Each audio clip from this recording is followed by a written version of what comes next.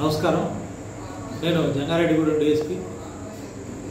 మన జంగారెడ్డిగూడెం మండలం అక్కంపేట గ్రామానికి సంబంధించి ఒకే గ్రామస్తులు ఒకే కులస్తులు అయినటువంటి యువకులు ప్రేమించుకొని గత 4 రోజుల క్రితం వివాహం చేసుకొని పోలీసు వారి దగ్గరికి రావడం జరిగింది.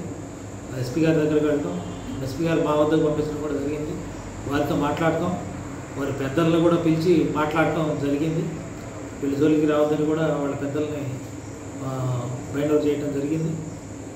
ఎస్పీ గారు కూడా వాళ్ళకి నంబర్ ఇచ్చి ఏ అవసరం ఉన్నా సరే ఎప్పుడైనా సరే కాల్ చేయమని చెప్పారు. మా నంబర్లు కూడా వాళ్ళ దగ్గర ఉన్నాయి. కానీ వాళ్ళు ఈరోజు పురుగుల మందు తాగుతాం అన్నట్టుగా ఒక సెల్ఫీ వీడియో తీసి పోస్టు పెట్టడం జరిగింది. ప్రస్తుతం అయితే వారు ఇక్కడ ప్రభుత్వ ఆసుపత్రిలో చేరి ఉన్నారు. వారు ఏ విధమైనటువంటి ఇబ్బంది లేదు, క్షేమంగా ఉన్నారు.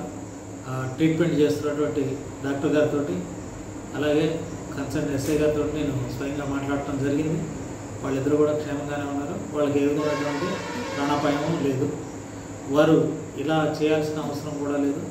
వారికి కావాల్సినటువంటి రక్షణ తప్పనిసరిగా మేము కల్పిస్తాం. వాళ్ళు ఇద్దరు కూడా మేజర్లు. వారి యొక్క సొంత నిర్ణయాల ప్రకారం వారు పెళ్లి చేసుకునే హక్కు వారికి ఉంది కాబట్టి అది తల్లిదండ్రులు కూడా గమనించి వాళ్ళని గౌరవించాలి. అలాగే వీళ్ళకి ఏ విధమైనటువంటి ఇబ్బంది లేకుండా కూడా పోలీస్ తరఫు నుంచి మేము వాళ్ళకి పూర్తి రక్షణ ఏర్పాటు చేస్తున్నాం. ప్రస్తుతం అయితే వాళ్ళు క్షేమంగా ఉన్నారు. వాళ్ళ ఊరి పేరు అయితే చెప్పట్లేదు, వాళ్ళకి ఇబ్బంది ఉంది కాబట్టి.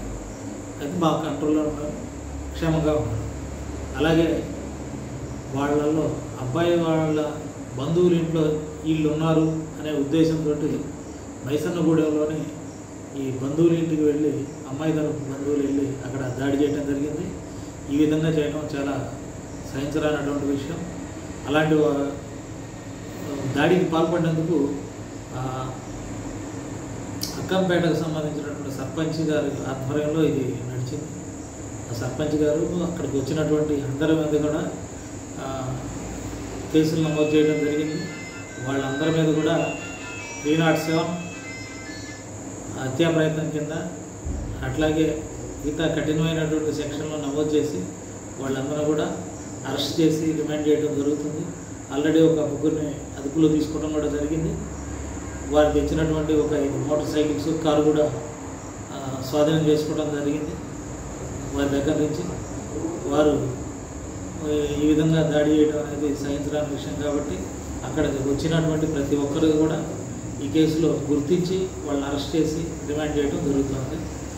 ఇలా ఎవరికి వారు చట్టాన్ని తమ చేతిలో తీసుకోకూడదని పోలీసు వారి సహాయంతో ఉండాలని కోరుకుంటాము.